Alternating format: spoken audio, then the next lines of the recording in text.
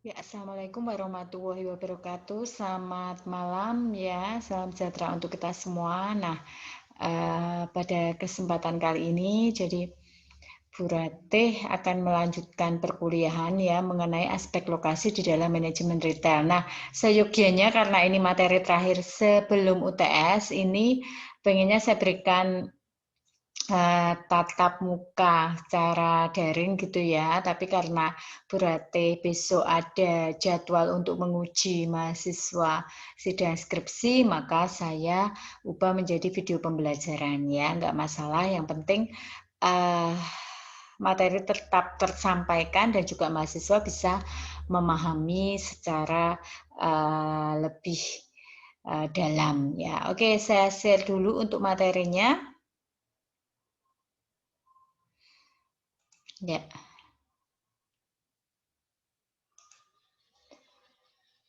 Nah, ini ya aspek lokasi di dalam manajemen retail.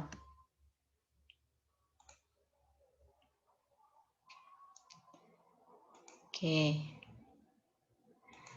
Nah, jadi harapannya di dalam perkuliahan kali ini untuk tujuan pembelajarannya berarti mahasiswa nanti memahami pemilihan lokasi bisnis retail dan faktor-faktor yang mempengaruhinya. Kemudian nanti juga mahasiswa dapat melakukan pengukuran daya tarik suatu lokasi bisnis retail dan juga mahasiswa dapat memahami tipe-tipe lokasi perdagangan retail.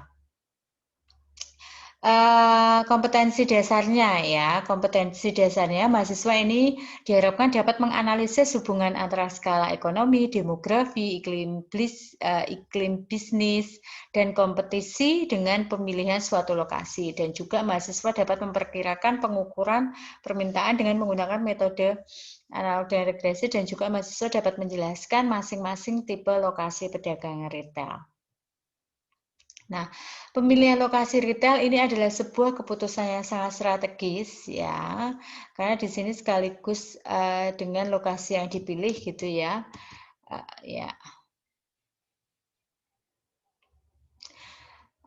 Pemilik retail ini harus menanggung semua konsekuensinya dan juga dalam pilihan tersebut. Dalam membuat keputusan pemilihan lokasi, seharusnya pemilik retail memikirkan 3 tingkatan, yaitu apakah di daerah, area perdagangan, maupun tempat yang lebih spesifik. Kemudian ya, di sini dijelaskan ya, apa saja. Yang pertama daerah merujuk pada suatu negara bagian dan juga suatu negara kota tertentu atau metropolitan statistik area atau MSA. Kemudian area perdagangan adalah area geografis yang berdekatan memiliki mayoritas pelanggan dan juga penjualan sebuah toko. Mungkin bagian dari sebuah kota dapat meluas di luar batas-batas kota tersebut, tergantung pada tipe-tipe toko yang intensitasnya dari pelanggan potensial dan sekitarnya. Kemudian juga tempat yang lebih spesifik dan khusus, ya. Nah, dalam membuat keputusan lokasi, ya, retail menguji 3 tingkatan tersebut secara serempak.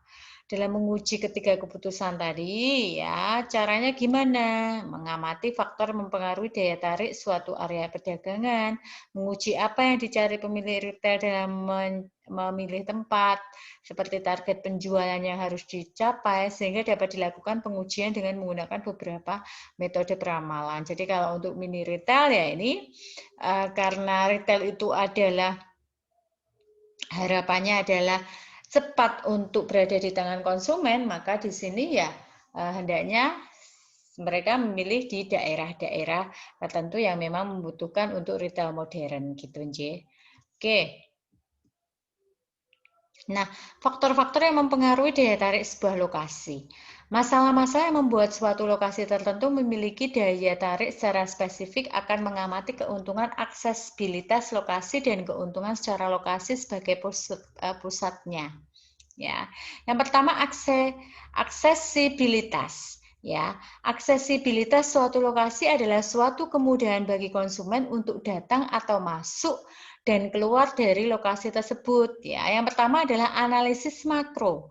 Mempertimbangkan area perdagangan primer seperti area 2 hingga 3 mil di sekitar lokasi tersebut dalam kasus sebuah supermarket atau toko obat.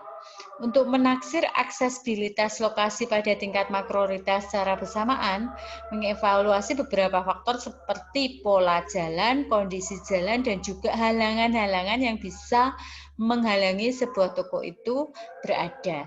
Kemudian analisis mikro, ya, berkonsentrasi pada masalah-masalah sekitar lokasi seperti visibilitas, lalu lintas, parkir, keramaian, jalan masuk atau jalan keluar. Nah, makanya jangan sampai misalkan ternyata retail itu memang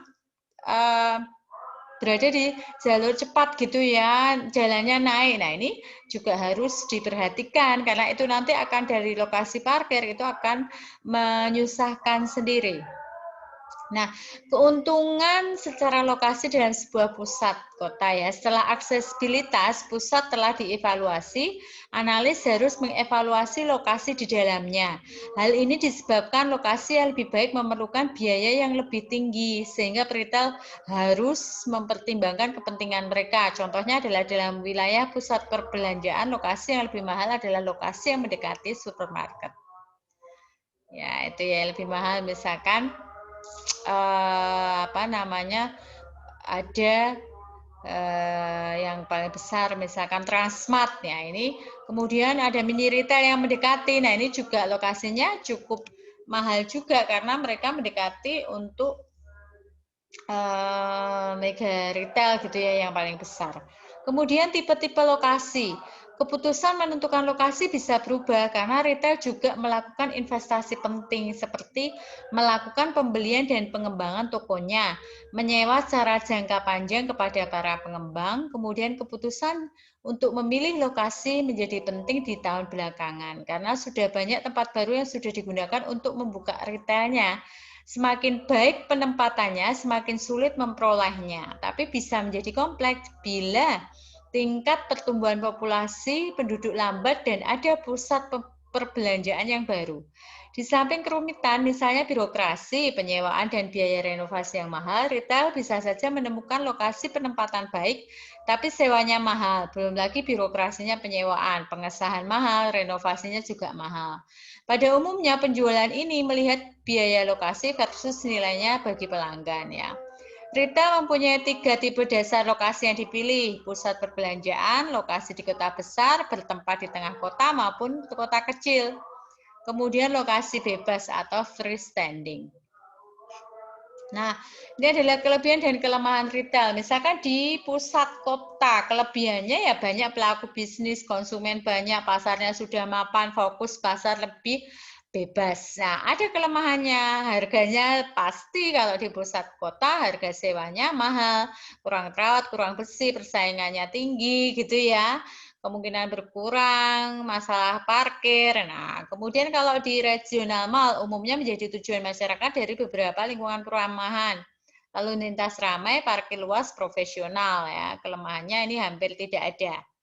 Kemudian untuk community mall, umumnya dekat dengan pemukiman ya. Area sasaran jelas, parkirnya cukup luas karena biasanya lebih luas daripada di pusat kota. Pasar berdasarkan komunitas. Kemudian ada kelemahannya yaitu citra yang bercampur.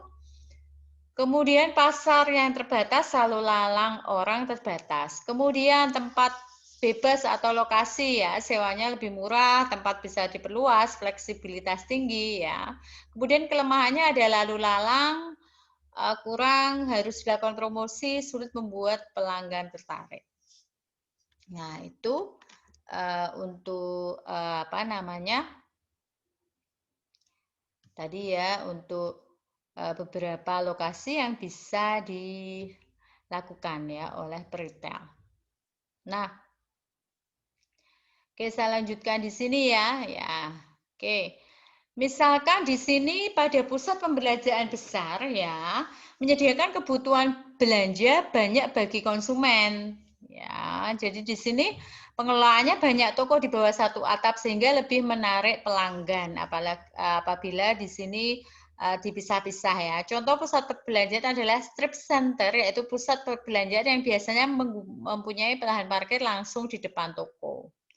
Kemudian pusat perbelanjaan kecil ya. Pusat perbelanjaan kecil di sini atau strip shopping center menawarkan kepada pelanggan ya kenyamanan toko dan kemudahan parkir serta biaya yang relatif rendah. Ya, ada dua gitu ya. Yang pertama adalah pusat perbelanjaan kecil tradisional, merupakan pusat perbelanjaan yang dirancang untuk memberikan kenyamanan untuk kebutuhan pelanggan. Ya, kemudian kalau besar ini toko-toko diskon, klub perdagangan, ya itu misalkan Gudang Rabat kalau dulu ada Alfa Rabat ya. Kemudian untuk mall ya, mall ini mempunyai beberapa keuntungan selain lokasi alternatif. Ya, bermacam-macam barang dagangan tersedia, semuanya ada. Kemudian pemilik mall ini dapat mengendalikan jumlah perbedaan tipe retail sehingga pelanggan dapat mempunyai suatu pengalaman yang tidak pernah terputus ya. Mereka belanja apa saja ada. Kemudian retail dan pelanggannya tidak perlu khawatir dengan lingkungan eksternal mereka karena di sini ada maintenance untuk manajemen mallnya. Nah, kekurangannya kalau mall biaya sewanya tentunya mahal. Kemungkinan penyewa tidak menyukai manajer mall dikontrol, ada controlling terus ya untuk mengawasi. Terdapat beberapa tantangan yang dihadapi mall perbelanjaan ya. Retail saling bersaing selain tipe lokasi, kekuatan lifestyle-nya, katalog dan juga sistem websitenya. Pelanggan lebih melihat dari sisi alternatif toko di mall seperti toko pakaian ini yang banyak ditemukan di mall membuat semakin lemah mengakibatkan beberapa toko spesialis tutup ya. Jadi dulu kalau Bu Rate itu beberapa butik yang ada di mall gitu ya bagus-bagus gitu ya. Tapi dengan adanya tadi ya, alternatif toko mall yang semakin banyak kemudian yang beberapa yang department store ini juga bisa membuat baju seperti butik akhirnya toko-toko itu keluar tadinya di mall nih. Nah, sekarang mereka mendirikan sendiri dan juga itu hampir kembang kempis juga ini ya. Dan ini ya juga harus jadi salah satu tadi ya dampak tadi. Nah, kemudian pusat perbelanjaan regional ya merupakan tempat belanja yang menyediakan barang-barang umum, jasa pelayanan yang lengkap. Oke. Ya, kemudian pusat belanja subregional. Nah, ini merupakan pusat perbelanjaan lebih besar, banyak ditempati kios, pemilihan barang dagangan seperti halnya pusat belanja regional. Kemudian pusat belanja gaya hidup ya, merupakan rancangan tradisional di luar ruangan dan bermacam-macam retail ya. Pusat ini menawarkan kenyamanan belanja, keamanan, ragam penyewa ya. Jadi di situ jadi satu ada toko, ada restorannya, gedung biskop, hiburan ya.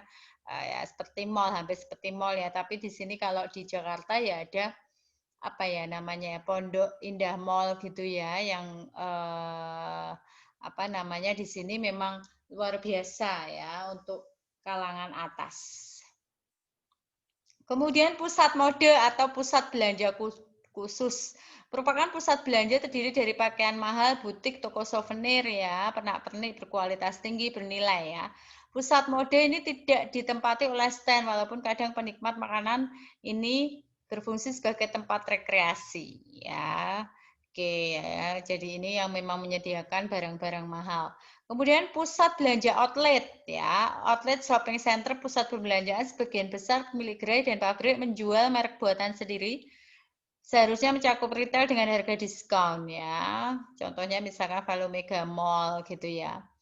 Kalau di Solo banyak nih ya untuk shopping center untuk pakaian ya, misalkan di SGC gitu ya. Nah, dan lain sebagainya. Itu banyak kalau di Solo, di Jakarta juga banyak.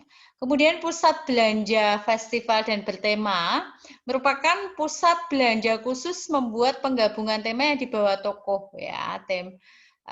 Itu ada temanya. Ya, oke. Saya kira itu kalau kios ini ya di semua mall ya tetap merupakan suatu alternatif yang populer bagi retail. Ya. Nah, saya kira itu mengenai pemilihan lokasi, artinya di sini disesuaikan dengan tipe-tipe dari retail tersebut ya. Jadi misalkan ketika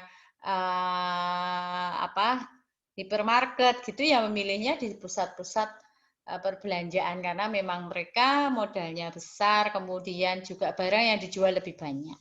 Kemudian kalau kecil ya bisa mendekati konsumen ya, mereka memilih daerah-daerah atau regional itu tadi ya. Kalau di pusat-pusat ya itu tadi yang khas, yang memang mall ini ditentukan untuk khusus tadi ya, gaya hidup lifestyle yang mahal itu juga ada ya, di Jakarta ada juga ya. Kalau di Semarang saya kira nggak ada ya, standar semua untuk mallnya ya.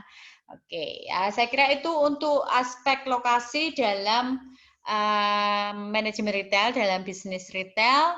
Kita akan kembali ya 2 minggu lagi karena minggu depan itu minggu tenang ya, kemudian habis itu dilanjutkan oleh ujian tengah semester, kemudian baru minggu depannya kita lanjutkan presentasi untuk mulai kelompok 1 ya, karena hanya 5 kelompok kelihatannya ya, jadi mulai kelompok 1 silahkan panjenengan persiapan, harapannya minggu depan sudah bisa dikumpulkan semua untuk PowerPoint-nya. Oke.